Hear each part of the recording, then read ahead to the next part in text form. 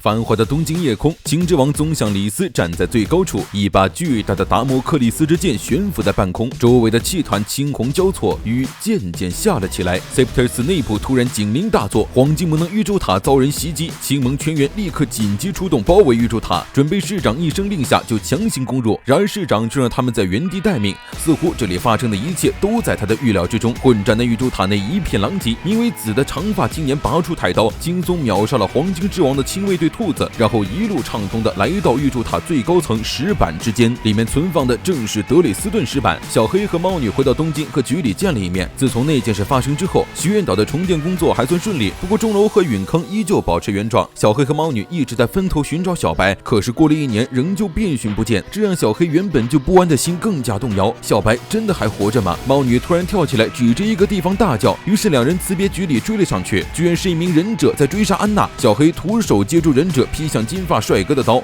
他认出对方是绿之王的手下密林成员，一剑遇上赫赫有名的黑犬，忍者当机立断穿墙遁走。帅哥感谢小黑出手相助，他们已经好久不见了。小黑一脸懵逼，他怎么不记得自己认识对方？就怎么也没想到面前的帅哥居然是八田身边的胖子连夫。尊哥死后他就一直食欲不振，迅速消瘦，果然胖子都是潜力股啊。问起绿盟为什么要追杀他们，连夫也是一头雾水。刚才的忍者突然出现，说想借用安娜的感应能力寻找白银之王。小黑一听眼睛都亮了，可惜安娜的感应能力很不稳定，目前无法办到，也并不知道小白是否还活着。尊哥和多多良死后，费欧罗几乎处在解散的状态，出云将安娜交给他照顾后也走了。至于八田，在赤盟彻底消沉了下去，每天把自己关在房间里，看着同伴齐聚的生日录像，大家都轻易的放弃了费欧罗。尊和多多良去世，就连出云都离开了，而放弃赤盟的出云此时正远在德国的机场，他远赴德国，花了半年的时间研究德累斯顿石板，可惜时间紧迫，绿盟大张旗鼓袭击黄金盟，占领宇宙塔。通过势力，出云得知对方占领宇宙塔后，除了对资料库进行了修改，目前没有发表任何声明和要求，而且黄金之王也没做出任何反击，或者说他似乎有什么原因不在家，对方算是趁虚而入。由于不确定德累斯顿石板会造成什么影响，市长决定不踏入王的领地，只采取包围策略。顺带一提，市长正代替黄金之王指挥相关各部门，至于市王带来的负荷，目前并没有显现出来。忍者回到宇宙塔，将小黑的猫女的消息告诉给了子。为了躲避绿盟的追捕，小黑将连夫和安娜带到学院岛，准备让他们去小白之前的宿舍避难。安娜对于小白的事向小黑道歉，小黑反问安娜能力不稳定是不是因为失去了尊？安娜似有难言之隐，然而还没来得及回答，周围情况突变。这位紫发妖娆的男人是王之下的第一人，除了王没人能打败他。他名为玉韶神子，是上一代七王权者三轮一言的前盟臣和剑术弟子，也是小黑的师兄。师兄弟再次相见，气氛却是剑拔弩张。小黑对此可是深恶痛绝，对方很久之前对三轮一言背叛拔刀相向，现在又转投绿盟。小黑拔出刀对准子，手却忍不住的颤抖。他最后问小白是否还活着，其实这也是对方想确认的。如果绿盟最大的威胁死了，他们就能高枕无忧。子瞬间出现在小黑面前，能与小黑为敌这件事曾让他感到无比的兴奋，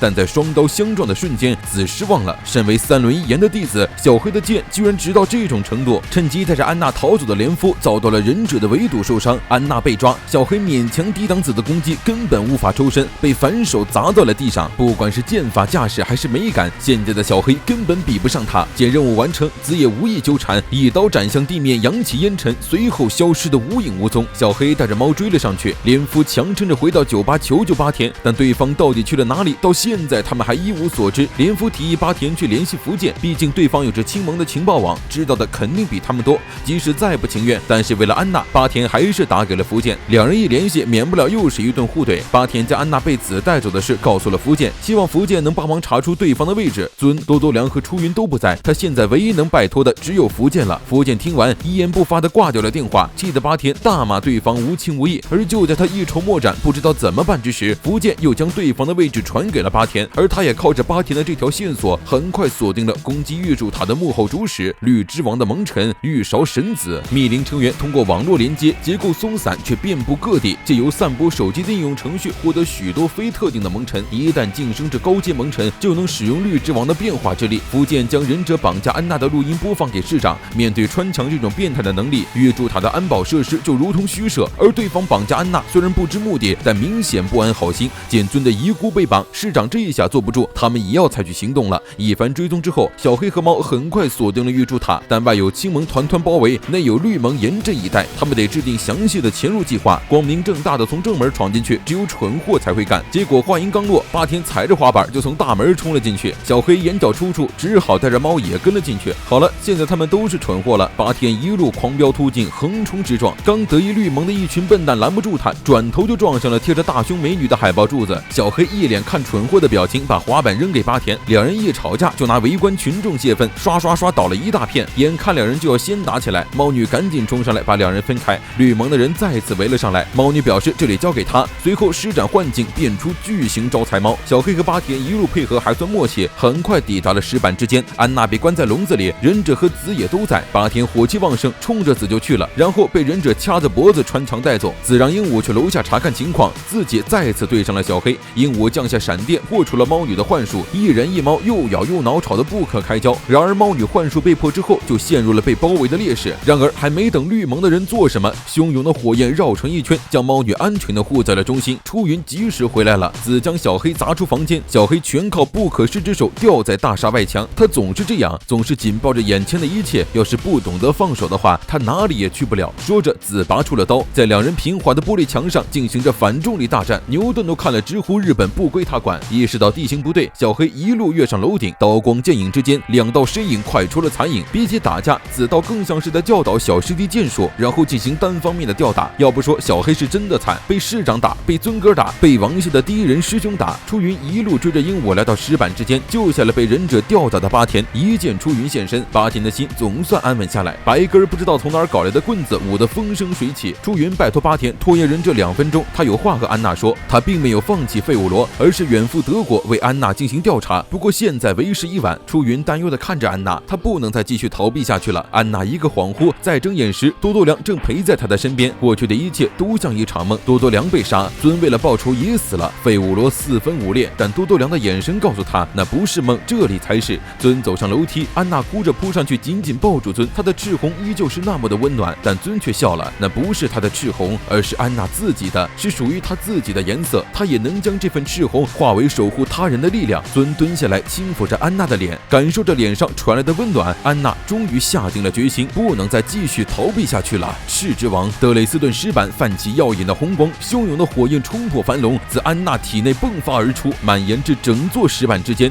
炽热的火焰化为火凤展翅高飞，一把全新的赤红之剑浮现在玉柱塔上空。赤之王安娜觉醒。几乎同一时间，费武罗所有成员都感受到了这股宿命的羁绊。火凤展翅，离王最近的八田和出云立刻就受到了圣域加持的效果，力量再次充满全身。八云一拳将之前还吊打他的忍者砸出数米之远，结果扭头一看，安娜的力量失控了，过多的力量一出，火凤不安地盘旋在圣剑周围。赤之王代表的是破坏与暴走，一旦失控，后果将不堪设想。安娜竭力控制住了外溢的力量，不过也因此几乎耗尽了全力。被圣剑显现而破坏的顶楼也开始坍塌。安娜觉醒，赤门狂喜，只有小黑还在挨揍。师兄弟在废墟上各种高速游走。子之所以被小黑强打，是因为他的剑注入了他的一切，喜怒哀乐等等等等，以及最重要的爱。而小黑的剑却是空虚无物的3轮1言的爱刀里，如今只是用来对付敌人的棒子，根本无法和注入了一切的他相比。被揍得遍体鳞伤的小黑也迷茫了，他的剑到底是为何而生的？猫儿大喊一声送来助攻，你还想再见小白一面的吧？想着自己曾经在小白面前立下的誓言，小黑再次坚定了内心。此间空虚又何妨？他是第一王权者阿道夫·韦斯曼的盟臣，他的剑只为了开拓走向王的道路，只为了守护他的王而战。小师弟总算找回了信念，子欣慰一笑。既然如此，那他就以绿之王盟臣的身份再次后叫。短暂的停滞后，双方齐齐拔刀冲向对方，刀刃相接。小黑高高跃起，带着横扫一切的决心劈下一刀，轰的一声巨响，小黑跪倒在地，吐出大口血。他的身体已经支撑不住他继续战斗了。然而那拼尽全力的一击，仅仅是划伤了子的手臂。鹦鹉飞来通知意犹未尽的子撤退，就听对方声优一变，现在和子进行对话的是第5王权者绿之王比水流，当然不是本体，他的意识能够通过媒介传播。如今安娜觉醒成王，他们再插手就是过度干预，而且计划已经完成。不仅如此，他们还给赤之王的觉醒准备了一份贺礼。绿之王和子离开后，整片区域突然电流攒动，月柱塔上阴云密布，雷光闪现。八田揪着忍者的领子质问到底是怎么回事，没想到面具一摘，对方竟是个女人。这是绿之王集结低阶盟臣的力量制造出的雷电之术。不仅如此，还利用了整片区域群众电子设备的电力，导导致这片雷云的面积异常巨大，